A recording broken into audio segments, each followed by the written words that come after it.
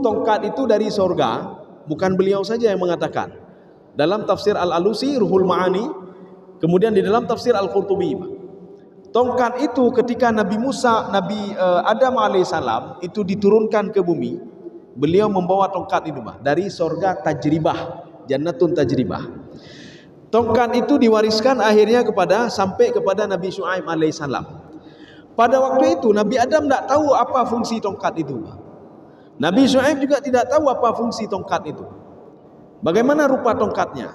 Tongkatnya, kalau kita lihat di dalam tafsir Ibnu Abbas, itu di ujungnya itu mihjan. Mihjan itu apa? Agak bengkok sedikit. Kemudian di bawahnya lahu sinnani, ada 2 gigi. Ya. Jadi ada 2 gigi, kemudian di atasnya agak bengkok sedikit. Kenapa bengkok? Karena Nabi Musa alaihissalam itu sering nanti mau metik buah-buahan atau apa dengan ujung tongkat itu.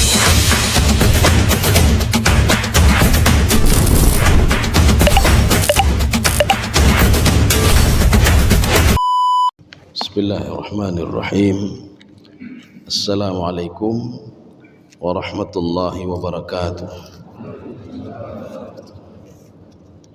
Alhamdulillahi rabbil alamin, wassalatu wassalamu ala ashrafil anbiya'i wal mursalin wa ala alihi wa ashabihi ajma'in. Raditu billahi rabba wa bil islami dina wa bi muhammadin nabiyya wa rasulah. Rabbi shrah li sadri wa yassir li amri wahlul 'uqdatam min lisani yafqahu qawli. Allahumma ja'al jam'ana hadza jam'an marhuma wa tafarruqana min ba'dihi tafarruqan ma'suma. Kaum muslimin dan muslimat sidang jamaah subuh yang dirahmati Allah, kita lanjutkan kajian kita pada tafsir surah Taha. Jadi pertemuan yang lalu Nabi Musa alaihissalam, ketika itu beliau sampai ke sebuah lembah namanya lembah Tuwa, Bilwadil Muqaddasi Tuwa. Ketika itu Allah Subhanahu wa taala menyuruh untuk kepada Nabi Musa alaihissalam, ikhlaq na'laik. Jadi bukalah kedua sendalmu. Di sini muncul beberapa pemahaman-pemahaman. Penafsir mengatakan apa? Li'annahuma najisatani. Itu najis rupanya sendal itu. Kenapa najis? Sendal itu terbuat dari jildu himarin maitin. Jadi ada kulit keledai yang sudah mati, walam tadbuh, dan belum disamak lagi, yang belum disamak. Jadi makanya ketika itu Allah mengatakan ikhlaq na'laika, buka kedua sendalmu, jangan masuk ke tempat ini, tempat yang suci. Waktu itu umur Nabi Musa 40 tahun. Ya, maka diangkat menjadi rasul umur 40 tahun. Nabi Musa lari dari Fir'aun, kejaran Fir'aun ketika umur 30 tahun. Berada bersama Nabi Syuaib alaihissalam itu di Madian selama 10 tahun. Maka ketika itu dia Nabi Musa rindu kepada ibunya dan keluarganya, sehingga dia pulang ketika umur 40 tahun. Sekarang bagaimana dialog antara Allah Subhanahu wa taala dengan Nabi Musa alaihissalam? Kita pada pertemuan yang lalu kita sudah mengatakan bahasa itu tidak mesti keluar lafaz. Bahasa itu tidak mesti tertulis. Bahasa itu bisa juga melalui isyarat-isyarat dan simbol. Isyarat itu bahasa. Jempol kita, sidik jari itu juga bahasa. Dia tidak berbicara tapi simbol. Jadi begitu juga kalau ditanya bagaimana bahasa Allah dengan la kaifiyah, tidak ada cara. La kalam, la kaifiyah. Jadi bagaimana juga? Yang jelas Nabi Musa alaihissalam diajak dialog oleh Allah Subhanahu wa taala, la kalama wa la kaifiyah. Ya, coba kita bayangkan saja. Bagaimana dengan bahasa Arab di sini? Ini dibahasakan oleh Allah supaya Nabi Muhammad paham bagaimana pertemuan Allah dengan Nabi Musa alaihissalam. Maka dibahasakan oleh Allah dalam Al-Quran seperti ini. Cuma bahasa Nabi Musa dengan Allah bukan seperti ini, bukan seperti ini bahasanya. Jadi bisa dengan isyarat atau bisa dengan simbol dan lain sebagainya. Yang jelas la kaifiyah, wala lafad, wala kalam. Jadi tidak ada kaifiyah, tidak ada lafaz, tidak ada kalam. Sekarang kita lihat dialog Allah dengan Nabi Musa alaihissalam. Rupanya Nabi Musa ada membawa sebuah tongkat. Tongkat Nabi Musa itu di dalam tafsir Al-Alusi, Ruhul Ma'ani. Apa kata beliau? Asa itu minal jannah. Itu tongkat itu dari sorga. Bukan beliau saja yang mengatakan. Dalam tafsir Al-Alusi, Ruhul Ma'ani, kemudian di dalam tafsir Al-Qurtubi. Tongkat itu ketika Nabi Adam alaihissalam itu diturunkan ke bumi, beliau membawa tongkat itu dari sorga tajribah, jannatun tajribah. Tongkat itu diwariskan akhirnya sampai kepada Nabi Syuaib alaihissalam. Pada waktu itu Nabi Adam tidak tahu apa fungsi tongkat itu. Nabi Syuaib juga tidak tahu apa fungsi tongkat itu. Bagaimana rupa tongkatnya? Tongkatnya kalau kita lihat di dalam tafsir Ibnu Abbas, itu di ujungnya itu mihjan. Mihjan itu apa? Agak bengkok sedikit. Kemudian di bawahnya lahu sinani, ada 2 gigi. Ya. Jadi ada 2 gigi, kemudian di atasnya agak bengkok sedikit. Kenapa bengkok? Karena Nabi Musa alaihissalam itu sering nanti mau metik buah-buahan atau apa dengan ujung tongkat itu, dia petik. Ya, nanti perkataan beliau waliya fiha ma'aribu ukhra. Artinya apa? Saya juga untuk memetik ini dan lain sebagainya. Nama tongkat itu Naba'ah namanya. Namanya Naba'ah. Ya, jadi kita enggak perlu heran. Sekarang saja kucing sudah ada nama-namanya masing-masing, Pak. So nan miong ijoni nan ni, Pak. Nyoje, oje hitinyo, nanan masing-masing, Pak. Engkut nanyo, nanyo, nanan masing-masing. Tongkat Nabi Musa namanya Naba'ah. Ya. Dan Nabi Musa tidak terfikir kalau tongkat itu bisa berubah menjadi ular. Maka Allah bertanya di sini. A'udzu billahi minasyaitonir rajim. Bismillahirrahmanirrahim. Ada yang bawa terjemahan? Nada. Enggak apa-apa kalau enggak saya terjemahkan saja. Maksudnya begini, kita dengar terjemahannya, kemudian kita lihat tafsirannya sama enggak? Ya nih, Pak. Tapi enggak apa-apa juga. Wa ma tilka biyaminika ya Musa. Allah bertanya kepada Nabi Musa, itu ini istifham. Istifham itu apa? Kata tanya. Ya Musa, apa yang ada di tangan kananmu? Pertanyaannya, apakah Allah tidak tahu apa yang ada di tangan kanannya? Contoh begini, Pak. Kita naik kendaraan roda 2. Ditanya lagi, naik apa tadi? Kayak depu tanya roda 2. Tanya ulang, Pak. Naik apa tadi? Ya, Pak. Atau kita sudah naik di roda 2. Apa merek ni? Kan juga kalah dengan merek kena. Ya, Pak.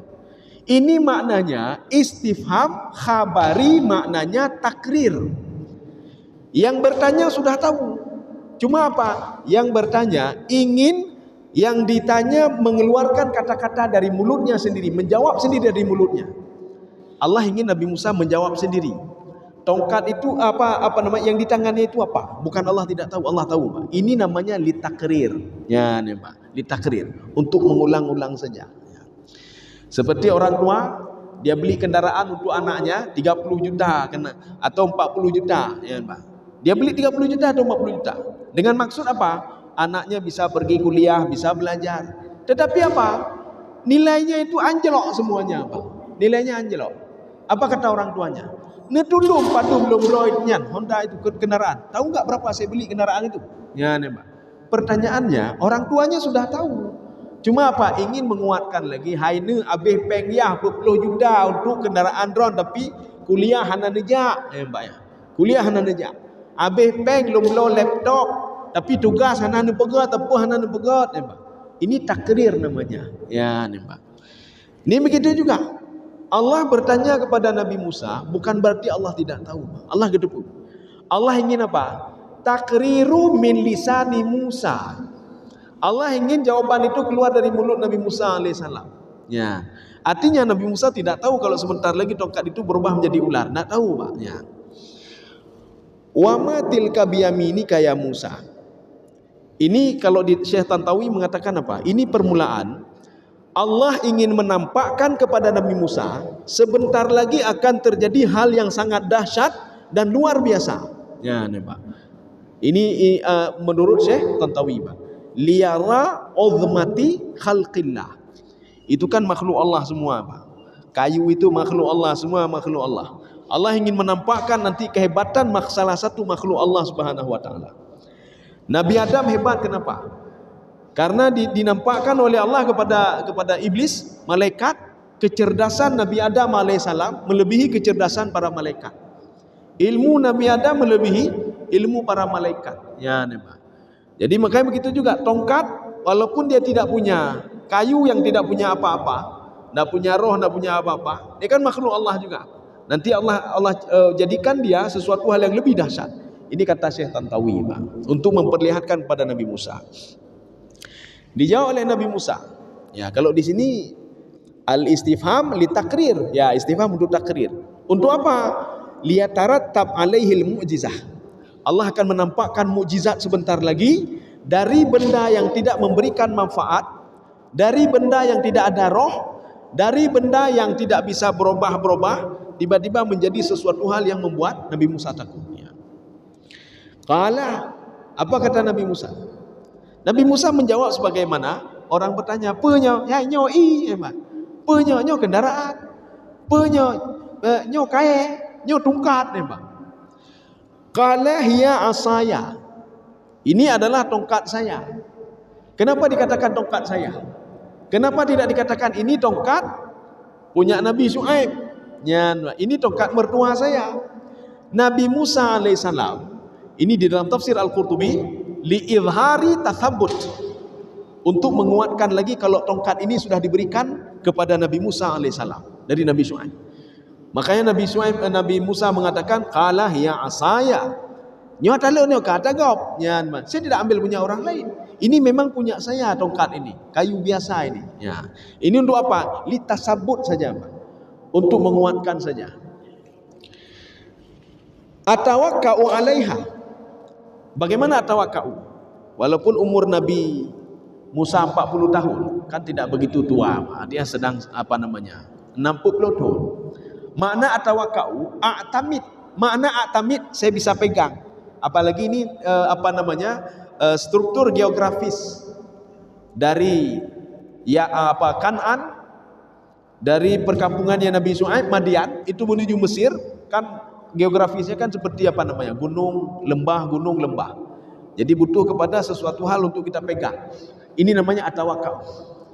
Jadi fungsi tongkat ini, ketika saya naik gunung, saya perlu tongkat ini. Saya turun gunung, saya perlu tongkat. Turun gunung perlu tongkat cima. Untuk rem ya. Baik tajuk kedih ni. Yang tajuk kedih lam je kah namu. Binaji butuh kepada tongkat. Itu namanya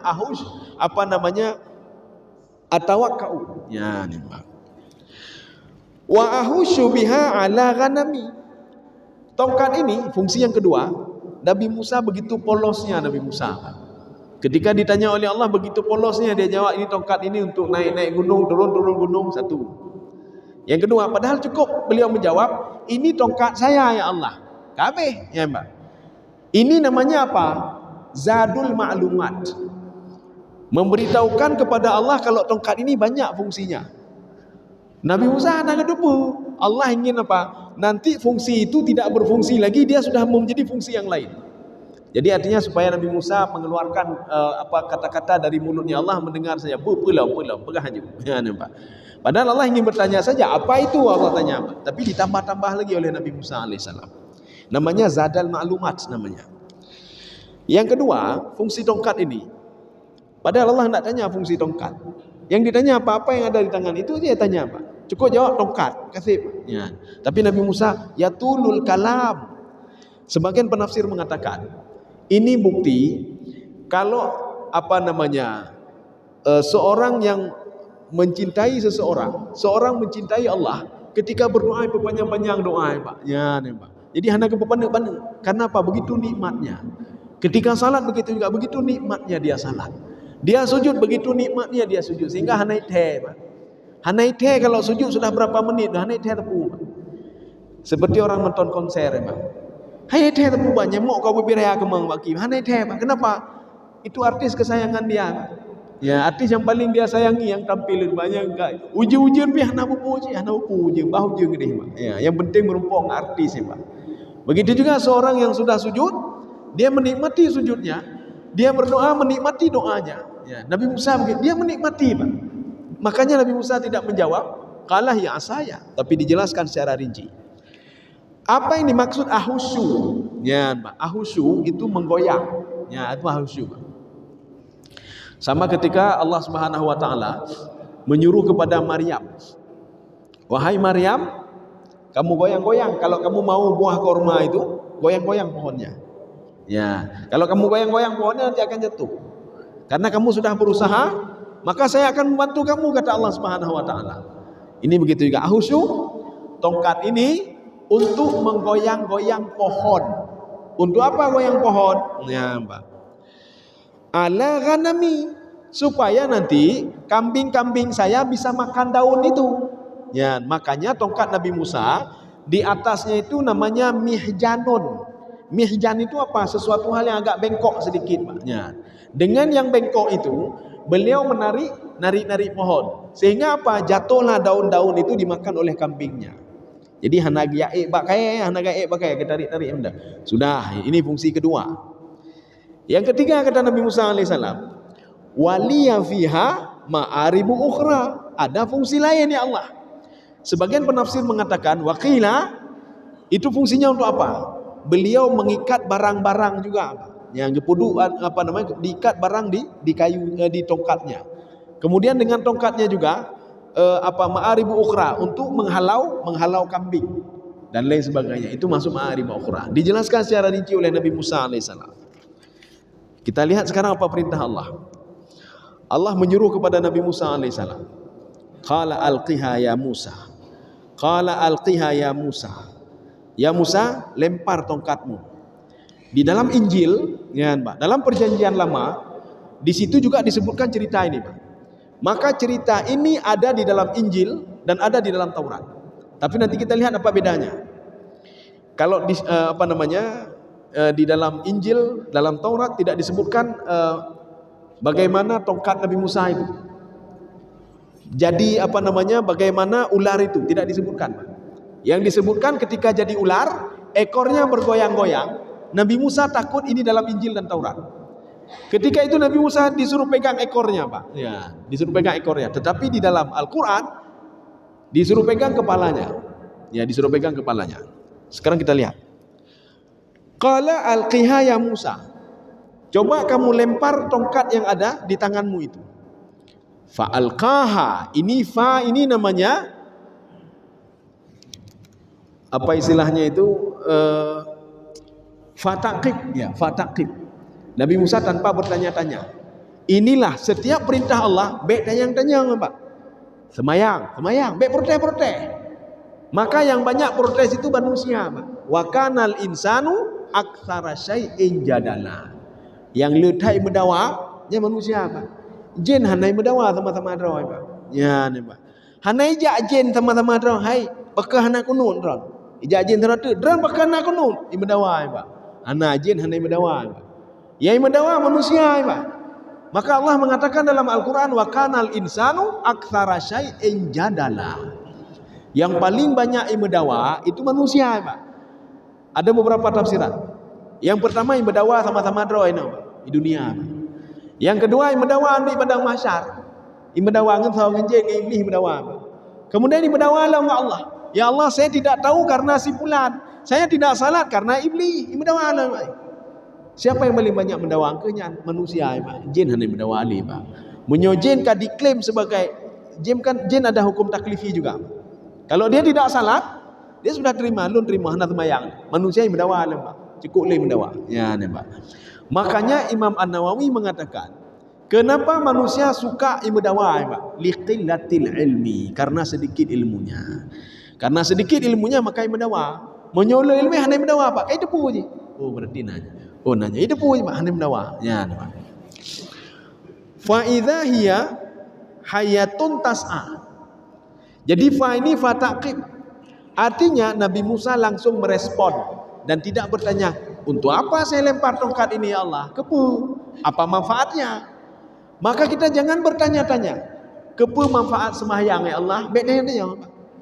Bayar zakatlah kamu. Aqimis salah wa atu zakah. Bayar zakat. Kepu tak ke ya Allah? Ya, untuk apa zakat lagi? Itu kan sudah banyak mereka zakat. Untuk apa kalau saya keluarin zakat lagi? Untuk apa saya salat lagi? Yang temayang fardu kali, temayang duha kali, kepula temayang tahajud. Baik yang tanya, Pak, baik yang tanya. Salat Idul Fitri lah kamu. Fasabbih bihamdi rabbika, apa namanya? Wanhar ya. Fasalli li rabbika wanhar.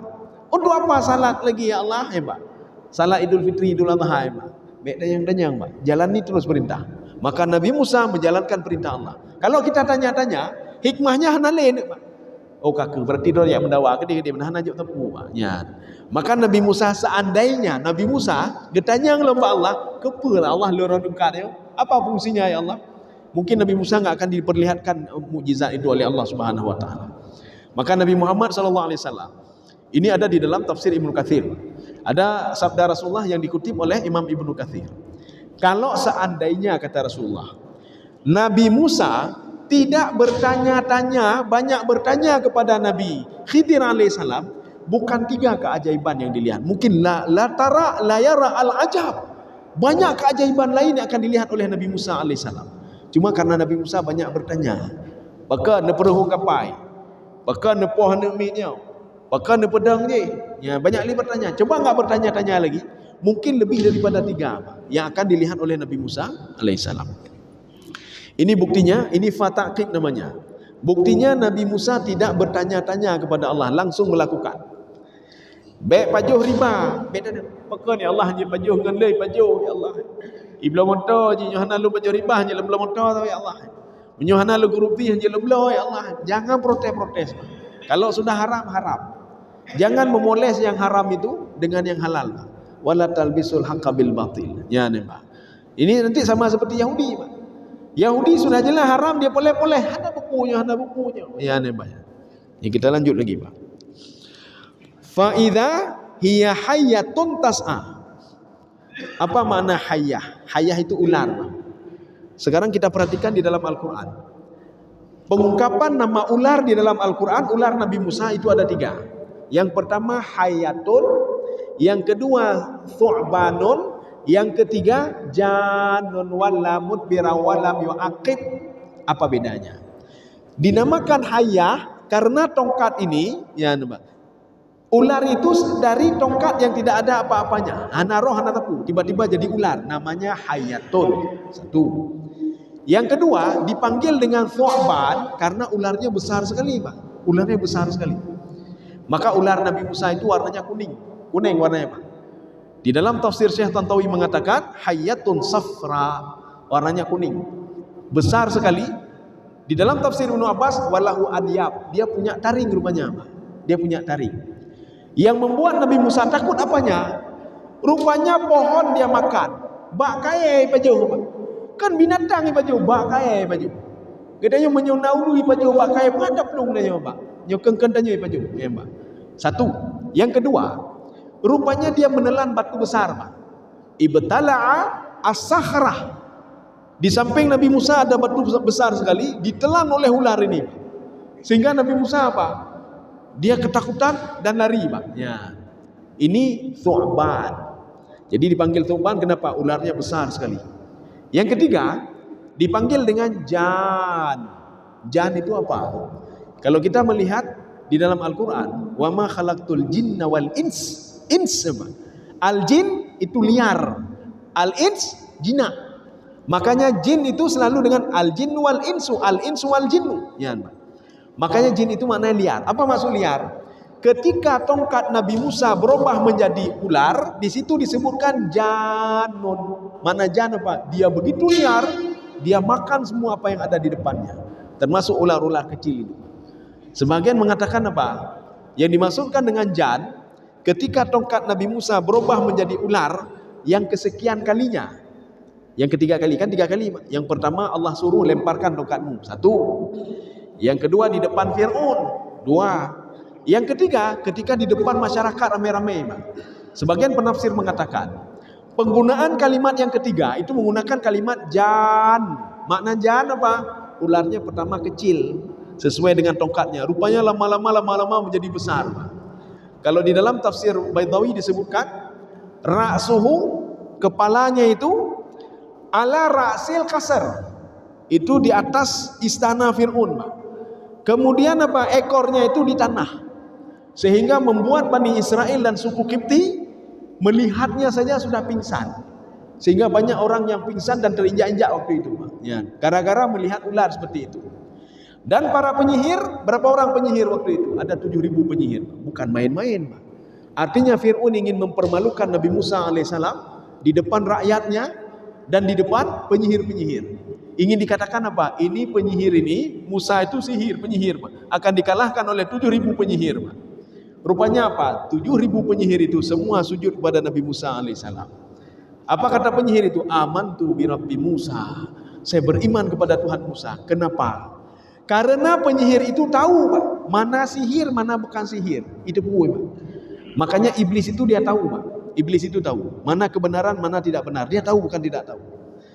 Makanya iblis ketika merubah wujud menjadi manusia, ketika terjadi perang Badar antara pasukan mukmin dengan pasukan kafir. Kafir 1.000 orang, mukmin 313 orang. Di antara orang kafir itu ada iblis yang berubah wujud menjadi manusia. Mereka berada pada saf terdepan dan mereka memberikan motivasi, semangat kepada kaum kafir untuk melawan Rasulullah. Kenapa? Iblis hampir setiap hari melihat Rasulullah latihan, Pak, dan kawan-kawan dan sahabat-sahabat lain.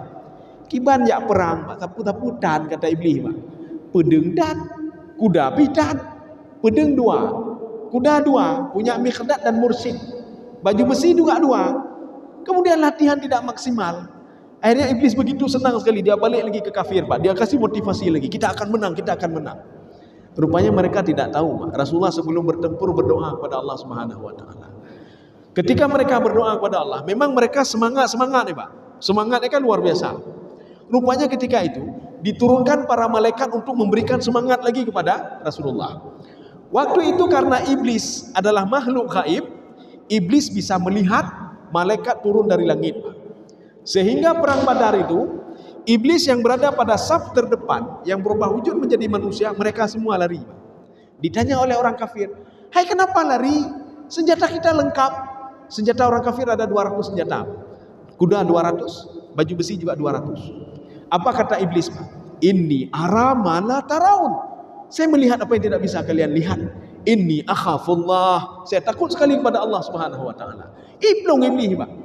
Salah satu juga yang ditakuti oleh iblis ketika kita membawa-bawa nama Allah Subhanahu wa taala. Makanya kalau ingin naik kendaraan, bismillah, turun kendaraan, bismillah, melakukan suatu, bismillah, apapun bismillah, Pak. Cukup ya iblis, Pak. Mau masuk masjid, bismillah, keluar bismillah. Hana depu doa kan, tak ada sangkut paut dengan hana depu doa dalam masjid. Jadi nengku hana lu jak-jak masjid, ya. Hana jak masjid padahal beroro ya, Pak. Kepegah hana depu doa dalam masjid dia, Pak. Ya. Kaum muslimin sedang jamaah yang dirahmati Allah. Sudah, kita lanjut, Pak. Kemudian di dalam hayatun tas'a. Jadi hayah rupanya dia ainahu tuqidani naran. Jadi ularnya warnanya kuning, pertama satu. Kemudian dia besar, dia punya taring. Kemudian selanjutnya matanya itu tuqidani naran. Jadi lagi apui mata, Pak. Mata lagi apui. Kita mungkin kalau pada posisi Nabi Musa alaihissalam kan taplung le pangsan, Pak. Tak kalau uli doa pangsan, Pak. Udah warna kuning, matanya merah, punya gigi taring. Kemudian apa? Dia memakan hina ra'at asyajarah akalatha. Waktu dia lihat pohon, ular itu lihat, dia makan, dilihat oleh Nabi Musa. Oh, mangkawa uli. Mbak kaya baju. Falamma ra'at sahrah, ketika dia melihat batu besar, ini ada dalam tafsir Al-Baghawi, Pak. Ibtala'atha, dia menelan batu itu. Kapalo menyuhana lomplung loloing Nabi Musa. Nabi Musa lari, Pak. Ya, Nabi Musa lari. Hayatun tas'a. Apa itu tas'a? Tas'a kalau kita lihat kan sa'i, jalan-jalan kecil. Ya, nih, Pak. Dia jalan-jalan kecil. Maknanya dia berjalan dengan perutnya. Ya, jadi dia berjalan dengan tidak begitu kencang dia jalan. Lagi urun sa'i, Safa Marwah. Jadi tidak berlari, tidak jalan santai, tapi sedang-sedang. Begitulah ular Nabi Musa ketika dia itu memakan pohon, memakan kayu dan lain sebagainya. Khalas. Kita lanjut. Kalau di sini apa? Tamshi ala batniha sari'an kasur'ati thu'ban. Tapi di sini dikatakan larinya cepat, Pak. Larinya cepat. Sebagian tafsir mengatakan larinya tidak seperti orang sa'i. Orang sa'i, ya Pak. Sa'i antara Safa Marwah, jalan baju-baju, jalan baju-baju. Tapi di sini cepat katanya Pak.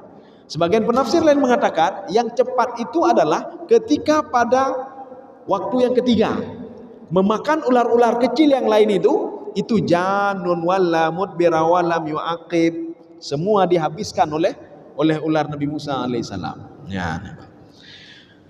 Qala khudha wala takhaf. Ketika Nabi Musa lari, maka Allah mengatakan jangan takut, jangan gundah, ya Pak. Itu Nabi Musa masih berada di dalam lembah tua tadi, Pak. Ya, namanya tua. Ketika itu apa kata Allah? Khudha wala takhaf. Rupanya sampai 3 kali, Pak. Ketika Allah ngomong pertama, ya Musa, khudha wala takhaf. Hang kejemat. So kejemat ulai, Pak. So kejemat. Yang kedua Allah mengatakan, ini ada dalam tafsir Ibnu Katsir, Pak. Maka Imam Ibnu Katsir mengatakan, yuqarriru thalatha marat, Allah mengulang sampai 3 kali, khudha wala takhaf, khudha wala takhaf, khudha wala takhaf. Kapan Nabi Musa tidak takut lagi? Ketika Allah mengatakan yang ketiga kalinya, khudha wala takhaf, innaka minal aminin. Kamu selamat, kamu tenang saja kamu. Ya, ini sama seperti kita begini, Pak. Kita menghadapi masalah. Ketika kita menghadapi masalah, kita sudah tawakal kepada Allah. Allah kagak pegah tenang, tapi tidak tenang nih, Pak. Tenang sih, Pak. Bahlul ruh thandron, ya baru tenang nih, Pak. Baru tenang, Pak. Ya, itulah fungsi tawakal kepada Allah. Maka orang yang bertawakal kepada Allah, tiga tawakalnya hansip, Pak. Harus terbiasa tawakal supaya hatinya tenang. Ada orang tawakal ilua kendaraan, Pak. Gembok likut, gerantai lah, Pak. Gerantai ngepagu masjid lah gerantai, Pak. Teruk kenan lun tawakal ba Allah. Menyogadah kaki lah. Ya, gayang kaki tawakal. Tenang ke semayang Allahu Akbar. Nya ikoh rantai gimana?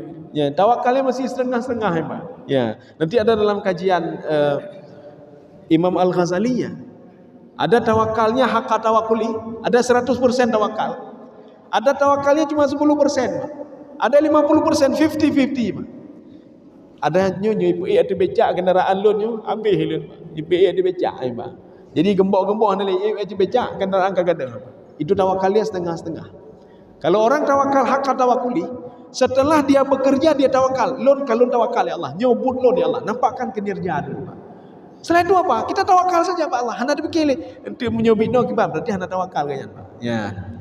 Makanya Nabi Musa alaihissalam ketika ketiga kalinya baru Nabi Musa berani, Pak. Ketika Allah mengatakan, khudha wala takhaf, innaka minal aminin. Kamu selamat, kamu tenang saja. Sebagian tafsir mengatakan Nabi Musa memegang kepala ular itu, Pak. Menyogene so kejema ule-ule ke juto, Pak. Tapi karena dia yakin kepada Allah Subhanahu wa taala, dia pegang kepala ularnya. Di dalam Taurat, di dalam Injil, itu yang disuruh pegang apa? Ekornya. Tapi di dalam literatur tafsir ini tidak pernah saya ketemukan kalau Nabi Musa memegang ekornya, Pak. Maka yang disuruh pegang apa? Kepalanya, Pak. Ya. Jadi beberapa tafsir itu mengatakan yang dipegang kepalanya. Kenapa? Karena yang tadi bengkok tadi itu berubah menjadi kepalanya tadi, Pak. Yang bengkok tadi, Pak. Yang ekor tadi itu sinatani menjadi ekornya. Ya. Jadi makanya di dalam ada di dalam ini hadis Rasulullah SAW. Nanti orang kalau kita ingin tahu bagaimana ularnya Nabi Musa, di dalam hadis Rasulullah mengatakan begini. Orang yang bakhil itu ketika dia meninggal dunia nanti, maka di dalam kuburnya, ini ada dua pendapat. Ada yang mengatakan di dalam kuburnya, pendapat yang kedua ketika di padang mahsyar. Dia akan melihat ular besar, lahu dhabibatani. Dia punya 2 ekor, Pak. Ya, kayak ular Nabi Musa alaihissalam. Makanya kalau ingin melihat apa ular Nabi Musa, mekrik-krik aja, Pak. Mekrik-krik aja. Bakhil terus, Pak. Maka nanti kalau orang bakhil dia akan melihat sendiri ular itu, Pak. Ular itu akan melilit tubuh dia. Dia punya 2 ekor. Maka seperti Nabi Musa tadi, Pak, lahu sinani. Ekor yang pertama menarik mulut sebelah kanan, ekor yang kedua menarik mulut sebelah kiri, Pak. Sehingga mulutnya robek. Ya. Ini kalau ingin melihat bagaimana ular Nabi Musa, itulah seperti itu. Maka kita tutup ayat ini. La takhaf sanu'iduha siratahal ula. Saya akan kembalikan ular itu ke wujud semulanya. Jadi jangan kamu takut, ya. Jadi makanya kalau kita lihat tongkatnya cuma cuma ularnya saja yang besar, Pak. Ularnya yang besar. Inilah namanya mukjizat, sesuatu hal yang khariqul adah. Secara adat tongkat itu tidak bisa hidup.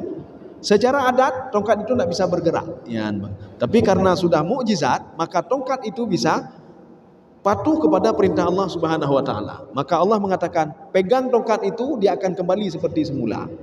Sama juga ketika pertemuan dengan Firaun, lemparkan tongkatmu, peganglah tongkat itu. Yang ketiga kali begitu juga, pegang tongkatmu itu dan tongkatmu akan kembali siratal ula. Sirah itu apa artinya?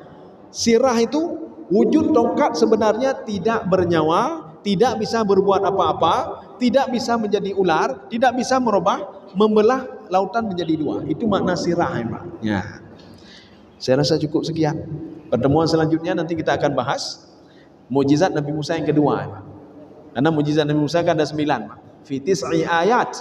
Ada 9 semua mukjizat Nabi Musa alaihissalam. Jadi ini baru 1. Ya. Mudah-mudahan ada manfaat bagi saya sendiri dan jemaah sekalian. Subhanakallahumma bihamdika asyhadu an la ilaha illa anta astaghfiruka wa atubu ilaik. Assalamualaikum warahmatullahi wabarakatuh.